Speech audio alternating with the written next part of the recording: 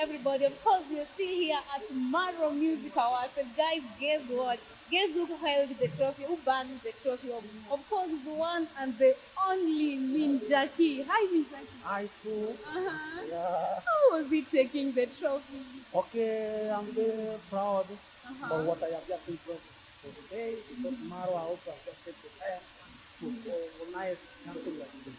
So I'm very proud for it because I know that so many of my fans are also now happy.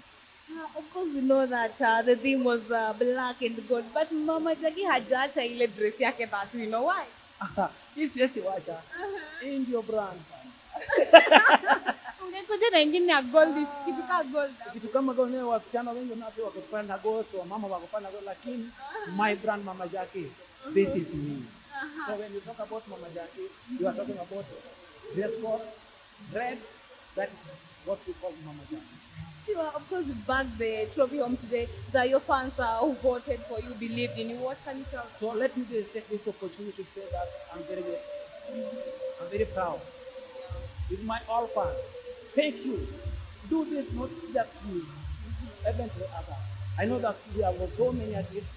This year one just left, but not because I'm good. I'm working hard. Okay. So I'm telling the rest of the artists, let them work hard.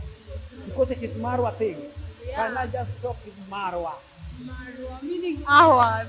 Marwa, na jitira tete mwa bego kan mura mawantie. Okna bera enya. Mumya kisi kwa wecho potin kuda yodo kombe. Elege teach mater. So ongeji mura mabiro mayo. Ngati ndakati matatago hiro kamano ne Ramogi TV and Ramogi Radio. Ramogi Radio is where and the TV. Ako ndogero kamano gene bende kum support mecha gemea oketa wall manyaka kani kadogi kombe. Thank you so much my friend.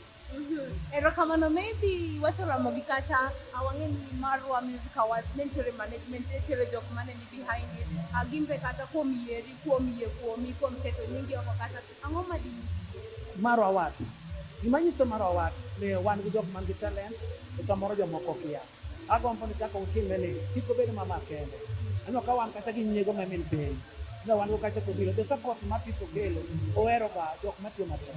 So let me work record kamara chiel mondo jo Marwa at least obed something maber. Young people ma atokwa bende yuni maber tokwa. Kawan. Erokamano. Aya.